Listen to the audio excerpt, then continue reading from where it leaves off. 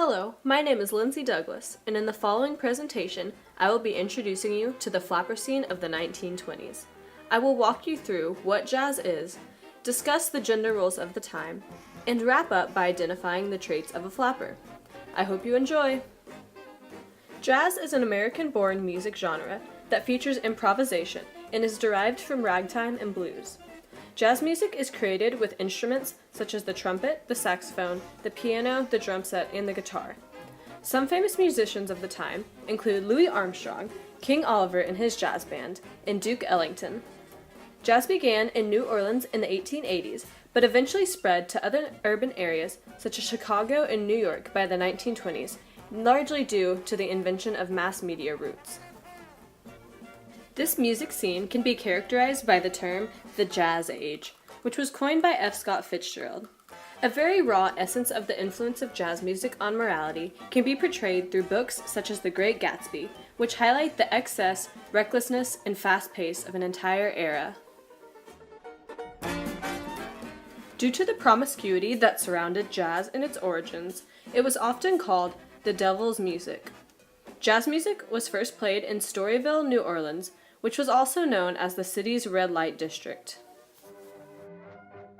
These brothels were the only place that African American artists were allowed to perform.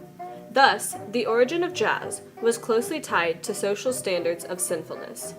However, once the brothels got shut down, jazz musicians relocated to New York and Chicago to play in clubs and crime-ridden speakeasies.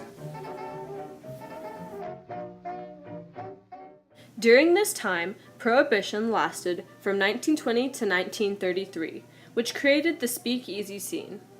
Moving from the brothels, jazz began being played in speakeasies, which were lawless clubs in which bootleg alcohol was served, and flappers were in high attendance. Furthermore, what began as an African American music genre soon became accepted by middle-class white Americans, especially the younger female generation. Since its origin, jazz has always been tied to women and promiscuity. Before the Jazz Age, women were expected to abide by Victorian-era religious and behavioral standards. Drawings of the so-called Gibson Girl by Charles Dana Gibson really characterized the ideal woman of the time, which was a modestly dressed and polished woman with long hair, a slender figure, and neck-to-ankle dresses, often accompanied by gloves and hats. Under this social standard, women were expected to do household chores and serve as the primary caretakers of their family, and ensure that they were all living morally. Furthermore, women were expected to be chaste until a suitor took their hand in marriage, thus making women subservient to their male counterparts. By 1918, World War I had ended, but during the war, women took the jobs of men who left to fight abroad. This allowed women to prove their equality in the workforce, and some even continued to work in the post-war era. Furthermore, many potential male suitors lost their lives in the war. Thus, women increasingly didn't wait for a suitor, but enjoyed their young lives out and about. This continued into the Jazz Age, and the idea of the so-called New Woman emerged, which was a type of woman who was becoming more independent in all social realms. During this time, the suffrage movement had finally gained the passage of the 19th Amendment in 1920, which granted women the right to vote. This allowed women to take a more active role in their country's government and future for the first time ever. This new woman, who was free to voice her opinions, was embodied by the flapper identity. These were young adult girls who bobbed their hair, wore short skirts, high heels, makeup, and jewelry. As more young women took a liking to jazz, their Victorian-era dresses made dancing to the jazz music hard. Thus, fashion changed drastically to accommodate the jazz scene. They also engaged in smoking, drinking, and driving cars, which were activities previously reserved for males. With the invention of birth control, women were able to engage in premarital sex with many different partners, with a lower risk of having children.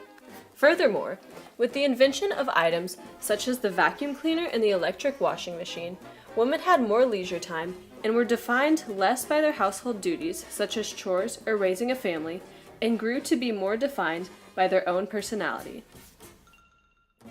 Women embraced a sort of tomboyish, independent look with their short hair and straight-cut dresses, which would directly clash with Victorian-era woman ideals.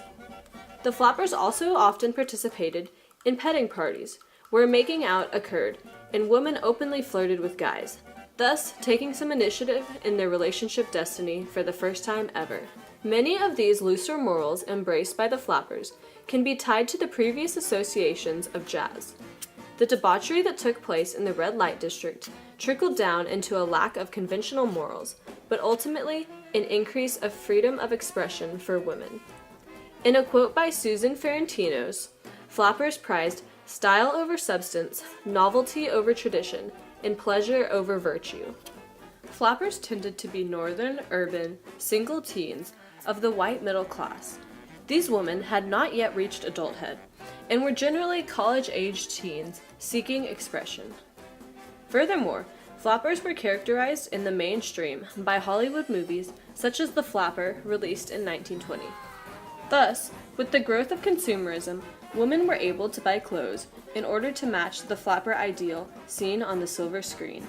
However, it is important to note that the flapper trend did not take off among African Americans because racist social standards were still very present, despite the influence of African American jazz artists. Furthermore, citizens of a lower economic status could not afford the flapper attire or have the leisure time necessary to spend at speakeasies. Finally, with media influence and consumerism, women across the U.S. could embrace the flapper dress and mentality, but only those in urban areas could truly live the flapper lifestyle by going to jazz clubs and speakeasies.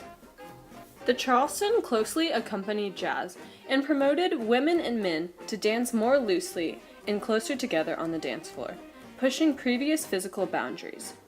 There is also the shimmy, which is a dance where one shakes their body, especially their shoulders, very rapidly, which well suits the fast-paced rhythm of jazz. Both of these dances could be seen performed often by flappers, who enjoyed the spontaneous mixing of genders that dancing could provide. Now, how did jazz usher in this immersive, circus-like environment of excess, looser morals and a change of gender norms? It is primarily due to the improvisation in jazz, along with its high energy. Oftentimes, entire jazz bands would perform at clubs, which filled a room with excitement, energy, and dancing. This allowed for more fun, spontaneity, and physicality among the younger generation in social gatherings and parties. Most importantly, jazz is rooted in a negative connotation of being played in brothels and speakeasies. Thus, jazz grew to be associated with loose morals, illicit behavior, and a rebellion of previous Victorian social conventions. Thus, jazz provided the rhythm for the clubs and speakeasies, which became the fabric to which women were able to fully express themselves. Echoes of the jazz age can be seen today in the increased freedom that the flappers helped to provide to the modern women. However, the flapper lifestyle was not for all. In a newspaper column called Confessions of a Flapper, most women were proud of the stories that the flapper identity provided them, while others were regretful of their reckless and defying actions. Furthermore, some older suffragettes of the time actually looked down on flappers, thinking that they were undeserving of the vote that the women of the suffrage movement had fought so long for.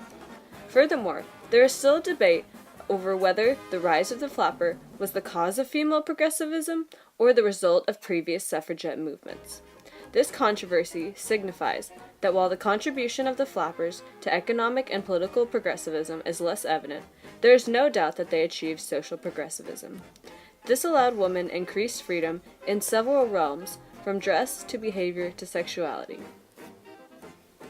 The Jazz Age was a period of drastic social progressivism that can be seen as a factor that contributed to the current feminist movement. In the decade of the 1920s, history saw one of the most drastic changes to social norms, especially for women, with the evolution from the Victorian ideal to the modern flapper ideal. Ultimately, jazz allowed women the speakeasy setting to express themselves, and provided the rhythm to which the flappers drank, danced, and progressed to. Sadly, This glittering gilded decade came to a screeching halt in the 1930s with the Great Depression.